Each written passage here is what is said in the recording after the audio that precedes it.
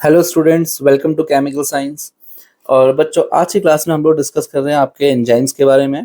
ठीक है, तो आज का टॉपिक रहने वाला है हमारा एंजाइम्स। ठीक है, तो लास्ट क्लासेस में हमने सारी चीज़ें कवर कर ली हैं। आई थिंक ये लास्ट टॉपिक है इस चैप्टर का। ठीक है, बीएससी में देखो ज़्यादा नहीं आता है। ठीक है, मैं जनरल जनरल बताऊंगा, ज़्यादा डीप में इसकी मैकेनिज्म ये सब आपको नहीं पढ़ना, वो हम लोग एमएससी में डील करेंगे।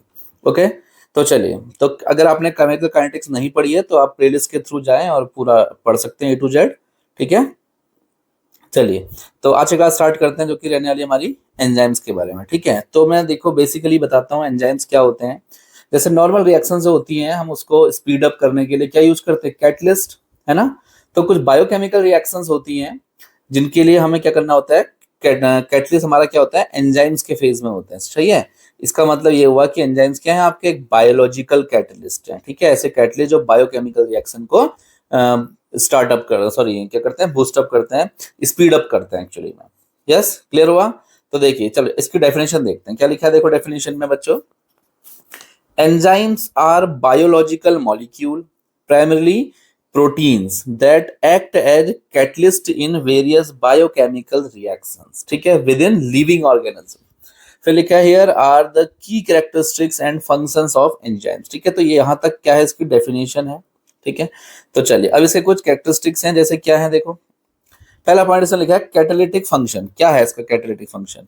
लिखा है enzyme accelerate chemical reaction by lowering the activation energy required, allowing reaction to proceed more rapidly and efficiently under the mild condition of temperature and pH found in biological system। तो ये बिल्कुल वही बात है जैसे कि हमने नॉर्मल कैटलिस्ट में पढ़ा था, है ना। हमने वहां पे ऐसे ही कुछ देखा था। क्या था वहां पर बताओ? वहां पर हमने क्या करा था? नॉर्मल रिएक्शन को हमने क्या करा था? कैटलाइज किया। नॉर्मल रिएक्शंस के लिए जो हम यूज करते हैं उसे हम कैटलिस्ट कहते थे। तो क्या करता था? कैटलिस्ट का क्या काम होता था? वो एक्टिवेशन एनर्जी को डाउन करता था, है ना, जिससे कि क्या हो? रेट ऑफ रिएक्शन बढ़ जाए। तो सेम चीजें यहाँ पर भी हो रही है। देखो लिखा है ना, activation energy required allowing react to proceed more rapidly and efficiently under the mild condition of temperature and pH found in biological system। ठीक है, तो ये भी वही बात है। ठीक है, आप बच्चों इसको नोट्स भी करना है। ठीक है, आपको आप इसका नोट भी बनाए इसका, तो आप स्क्रीनशॉट भी ले सकते हो डायरेक्ट। ओके, देखिए दूसरा पॉइंट क्या कर रहा है। अब इसकी कुछ और प्रॉपर्टीज है। स्पेसिफिसिटी, मतलब कोई एंजाइम किसी भी रिएक्शन में नहीं चलेगा। ठीक है, पर्टिकुलर रिएक्शन के लिए पर्टिकुलर एंजाइम होने चाहिए। ठीक है, तो दूसरे एंजाइम दूसरे रिएक्टेंट ऐसे काम नहीं करता। तो लिखा है देखो, each enzyme is specific to a particular substrate. Substrate जानते हैं ना, reactant molecules on which an enzyme act, जिसमें एक्ट कर रहा है एंजाइम। लिखा and catalyse a specific type of chemical reaction. ठीक है, specific type of chemical reaction को कैटलाइज करेगा। This specificity is due to unique shape and chemical environment of the enzyme's active site where the substrate binds. क्या मतलब है इस बात का? एक्चुअली में क्या होता है ना, जो एंजाइम होता है उसका काम करने का तरीका कैसा होता है देखो। वो क्या करता है, उसका एक पर्टिकुलर शेप होता है। जैसे मैं आपको छोटा सा ऐसे दिखा रहा हूँ करके, जैसे इस तरीके का आपको कोई रिएक्टेंट मॉलिक्यूल है, तो जो एंजाइम होगा ना वो कुछ इस तरीके का होगा, इस तरीके का ही, है ना, ताकि इसमें कोई आराम से फिट हो सके। आई बात समझ में? तो इसीलिए कहते हैं कि ये किसी पर्टिकुलर रिएक्टेंट के लिए एंजाइम्स भी क्या होते हैं? अलग अलग होते हैं। नॉर्मली इनको समझाने के लिए क्या होता है, की एंड लॉक मॉडल होता है उसको समझाने के लिए, कि जैसे देखो ये अगर इस लॉक की है तो इसी से लॉक खुलेगा, दूसरे से नहीं खुलेगा, है ना। तो इस तरीके से, तो इसलिए कहते हैं कि पर्टिकुलर एंजाइम जो है पर्टिकुलर रिएक्टेंट में ही काम करेगा। मतलब जो एंजाइम्स होते हैं उसका नेचर बहुत ज्यादा स्पेसिफिक होता है। ओके, देन थर्ड लेके क्या लिखा? स्ट्रक्चर।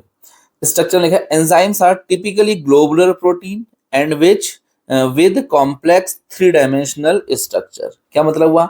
एक तरह ग्लोबुलर प्रोटीन है, ठीक है, प्रोटीन से होते हैं खैर बेसिकली, और इनका स्ट्रक्चर जो है कॉम्प्लेक्स 3D स्ट्रक्चर होता है।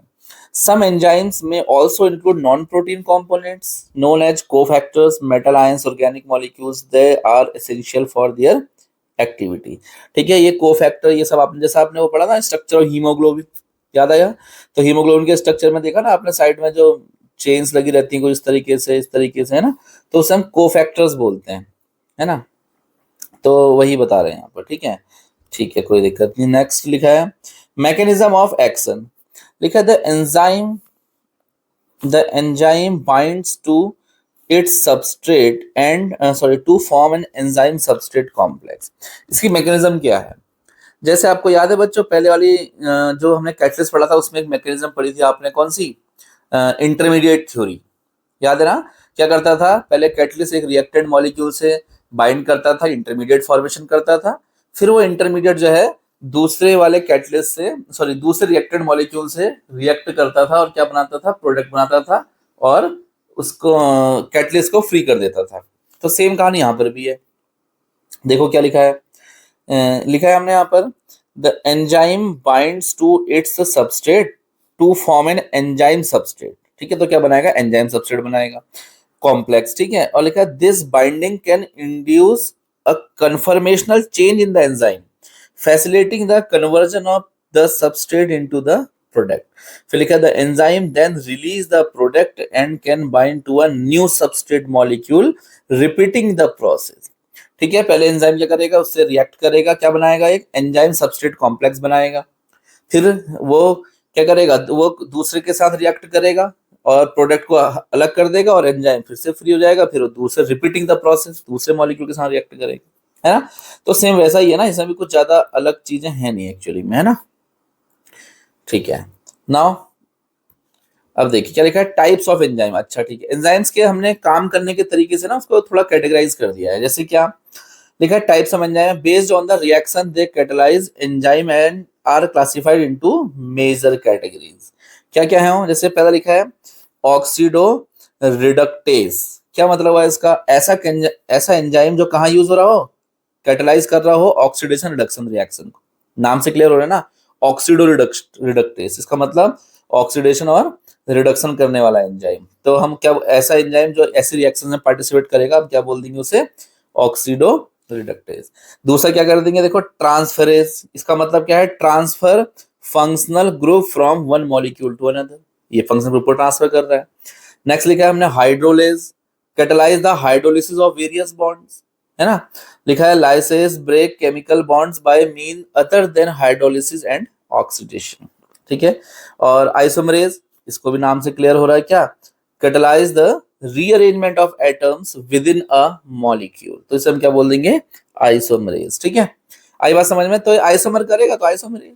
तो इस तरीके से हमने उनकी जो बेसिक प्रोसेस वहां पर चल रही है रिएक्शन में, उनके हिसाब से हमने क्या करा? एंजाइम्स को थोड़ा सा कैटेगराइज कर दिया है। क्लियर हुई बात आपको? ठीक है, तो आप इतना ही नोट करें, कोई दिक्कत नहीं है। देखो अब देखो क्या लिखा है, एक और है, देखो ligases join two molecules together with covalent bond, है ना? ठीक है, अब देखो क्या लिखा है, काम की चीज, enzymes are crucial for virtually all physiological process including digestion, metabolism, DNA replication, cellular signalling, और their efficiency and specificity make them vital for maintaining life and enable complex biochemical pathway to function smoothly। ठीक है, तो अच्छा देखो, अच्छा example के लिए मैंने आपको यहाँ पर लिखा है इन्वर्जन ऑफ केन सुगर। आपने पहले से ही पढ़ रखा है वैसे, चलो मैं बता देता हूँ आपको क्या होता है इन्वर्जन ऑफ केन सुगर। क्या होता है? देखिए C12, ठीक है, इसको थोड़ा सा चेंज करते हैं, कैसे होगा चेंज?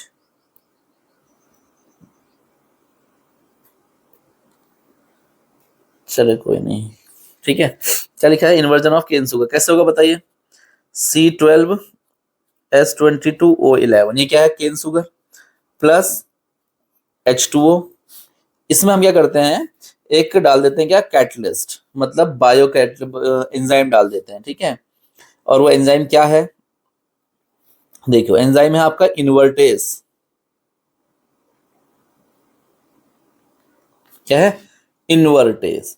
ठीक है, तो ये क्या करेगा? इसको ब्रेक कर देगा C6H12O6 में प्लस C6H12O6 में, दिस ग्लूकोज, और एक क्या है बच्चा आपका?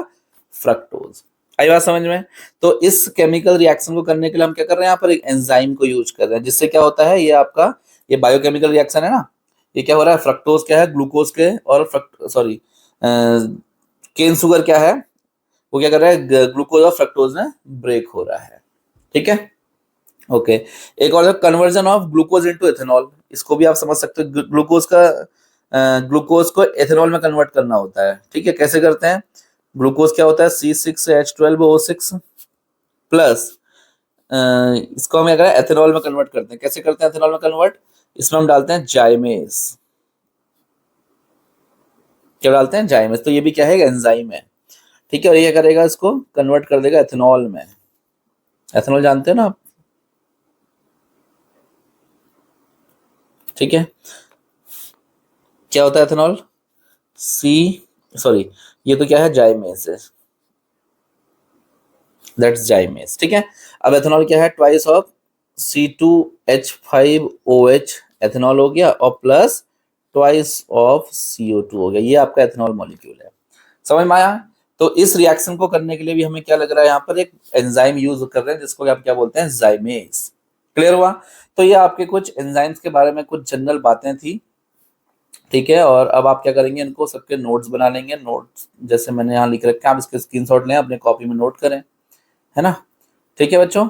चलिए मिलते हैं फिर अब नेक्स्ट चैप्टर में किसी नए टॉपिक के साथ, तब तक के लिए आप लोग अपनी पढ़ाई को कंटिन्यू रखिए।